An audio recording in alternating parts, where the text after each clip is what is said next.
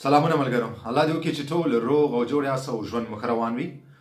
د یو نوي ویډیو د یو نوي موضوع سره بیا ستاسو خدمت کې حاضر یم. ملګرو، الله دې وکړي چې دغه زما ټولې ویډیوګانې تاسې کتلي او څه ناڅه مو ترې نوي اورېدلي، زده کړي مو وي او تاسو تل کوشش کوئ چې دغه د ټولو ملګرو سره شریک کړئ، خاص کر چې کوم نوي ملګري دلته راغلي هغو سره، تر څو دوی پوه شي او دوی د دغه کومو مشکلاتو سره چې موږ او تاسو مخ شوي وو نو دوی دغسې مشکلاتو سره مخ نه شي.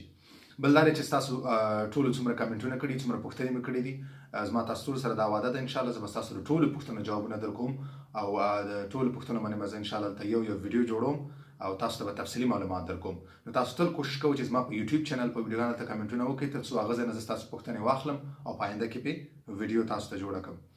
ملګرو، نن چې کومه پوښتنه ما انتخاب کړې هغه هم مانه ډېره زیاته کېږي او هغه دا ده چې دویمه انټرویو ولې راځي او چا ته دویمه انټرویو راځي. ګورئ ملګرو، دویمه انټرویو هغه چاته راځي یا ولې راځي؟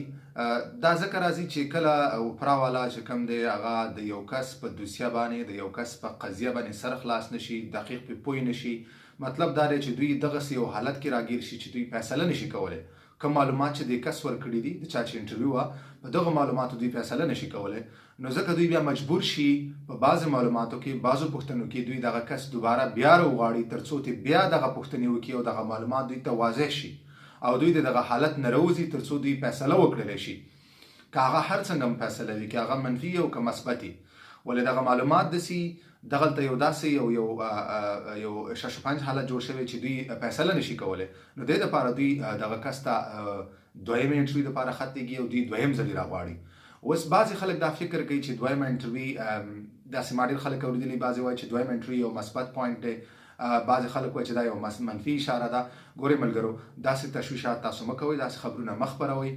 بالکل دویمه انټرویو هیڅ په وخت کې دا معنی نه لري چې دا یا مثبت اشاره ده، دا یا منفي اشاره ده، دا یا کوم منفي اړخ لري، دا یا کوم مثبت اړخ لري. نه، دا صرف او صرف دې دپاره راځي، هغه چا دپاره راځي چې چا په کیس باندې چې دوی کله فیصله نشي کولی، اوپرا والا کله دې حالت ته نشي رسېدلی چې دوی یو فیصله وکړي، یا منفي یا مثبت په دغه معلوماتو کوم معلومات چې دې کس ورکړي، نو ځکه دوی دویمه انټرویو ته ضرورت شي، ځکه دوی دویم ځلې دغه کس راغواړي تر څو دغه معلومات ترې بیا واخلي، تر څو دغه یو څو پوښتنې چې کوم ځای کې دوی مشکل لري هغه ترې دوباره وکړي او دوی فیصله وکړی شي. نو صرف د دې مقصد دا دی. زما د دغه ویډیو هم دا مقصد و چې بعضې خلکو ته کله دویمه انټرویو راشي دوی تشویش کړي، بعضې ملګري ورته وایي چې دا یو منفي اړخ لري، دا ښه خبره نه ده، ولې دویمه انټرویو راغله. بعضې ملګري ورته وایي چې دا یو ښه خبره ده، مثبت پوینټ دی. بعضې خلک ورته په دې منتظري چې یعنی لکه دا یو منفي اړخ لري. نو داسې ټولې غلطې خبرې دي، تاسو داسې تشویش مه کوئ. دا نه منفي اړخ لري نه دا مثبت اړخ لري. دا صرف او صرف دې لپاره راځي چې هغه خپل معلوماتو کې اضافه والی غواړي تر څو دوی فیصله وکړلی شي. بس نور د دې هیڅ مقصد نشته دی، هیڅ تشویش وړ خبره نه ده. په دې بالکل تاسو تشویش مه کوئ.